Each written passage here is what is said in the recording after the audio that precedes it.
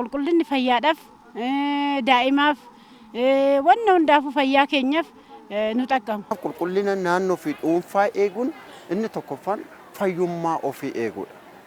Inni lammaffaan madaala uumamaa qaama ofii eeguudha. Namni tokko jiraachuudhaaf qulqullina isaa eeggachuu qaba. Qulqullina isaa yeroo eeggatu naannoon isaa yoo bareede qulqullinni immoo qulqullina ofii keenyaa yookaan naannoo keenyaa qofa odoo hin ta'in dhuunfarraa ka'ee hanga naannoo keenyaatti.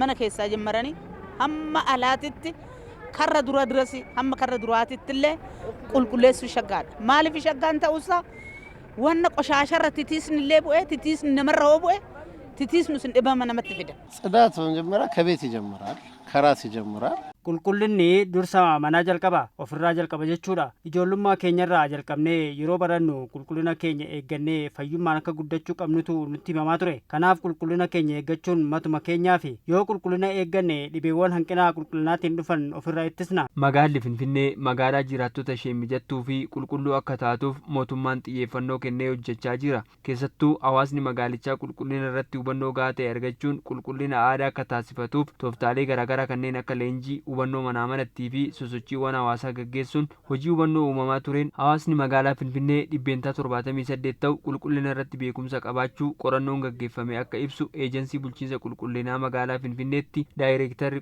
qorannoo fi tajaajila gorsaa obbo Taakkalaa Deessisaa himaniiru. Haa ta'u malee hubannoo argatan hojiitti jijjiiruun hawaasni ofiisaa abbaa ta'e hojjechuu irratti qaawwee akka jirus kaasaniiru.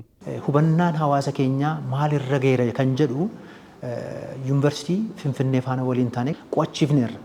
Qo'annaa gaggeeffame sanarraati maal hubanne hawaasni hubateera. Harga persentii 78 ol hubannaan akka jiru. Ilaalchaan illee jijjiiramaa jira namni wanti bal'inaan ganaa hojii barbaadu maanni abbaa taasisuu irratti hojjetamuu barbaada. Dhiibbitiidhaan hooggansi waan dhaqee dhiibee fi ta'uu hin qabu abbaa ta'uu qaba jennee ejjennoo kanaatiin hojjechaa jirra. Dhaloota balfa balaaleffatu horachuuf manneen barnootaa irratti xiyyeeffannoo olaanaan kennamee hojjetamaa akka jirus obbo Taakkalaan dubbataniiru. Manneen barnootaa irratti hojjennu maanni inni guddaan daa'ima irratti hojjechuudha. Daa'ima irratti hojjechuu jechuun hawaasa hundumaa yoo xiqqaate haadhaaf abbaa irratti maatii irratti hojjechuu jechuudha.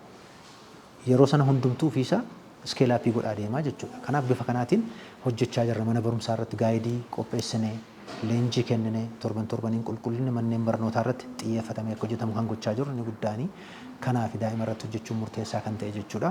Hojii hojjetamaa tureen carraan hojii uumamuu fi beekamtii sadarkaa addunyaa argachuun bu'aawwan gurguddoo galmaan akka ta'es obbo Taakkalaan ibsaniiru. Balfi asii maddu balfa xaa'ootti jijjiiramuu danda'udha. Fakkeenyaaf kompoostii warra hojjetan jiru waldooleen gurmaanii jechuudha.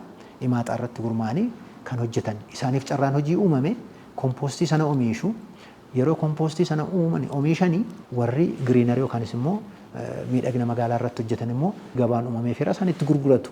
Faalama qilleensaa faana wal qabatee jijjiirama qilleensaa faana wal qabateeti kompoostiin kuni waan gaarii hojjettan jedhamee baay'ee beekamtiin illee kan karaa C40 kan jedhamuun inni nuuf kenname jechuudha. Kanaaf bifa kanaan naannoo qulqulleessuu irratti nageenya hawaasaa eeguu irratti nageenya uumamaa eeguu irratti faalama qilleensaa eeguu irratti balfa naannoo balleessuu irraa eeguu irratti karaa gama kanaan illee bu'aasaa hubachuu dandeenya jechuudha. Rakkoo iddoo dhabamsiisa balfaa furuuf akka filannootti balfa gara qabeenyaa fi anniisaatti jijjiiruuf sochii keessa galamuus dubbataniiru. Laandi fiiliin filannoo isa dhumaati malee isa jalqabaa miti. Kanaaf olterneetiivii kompoostii jijjiiruu qabna. Irra deebinee fayyadamuu, irra deebinee akka tajaajila kennan gochuuf yaaluu qabna. Karaa kanas hojjechaa jirra. Garuu achirratti ammallee sirriitti deeggarsi qaamolee biraa wajjiniin miti mootummaas kanneen paartinerii adda addaa wajjiniin illee hojjechuun nu barbaachisa jechuudha. Ammas olterneetiivii biraa maal gochaa jirra? Balfa gara enerjiitti jijjiiruu hojjechaa jirra. Amma waste to energy haaraa waliigaltee uumnee almost gara hojiitti galaa jirra.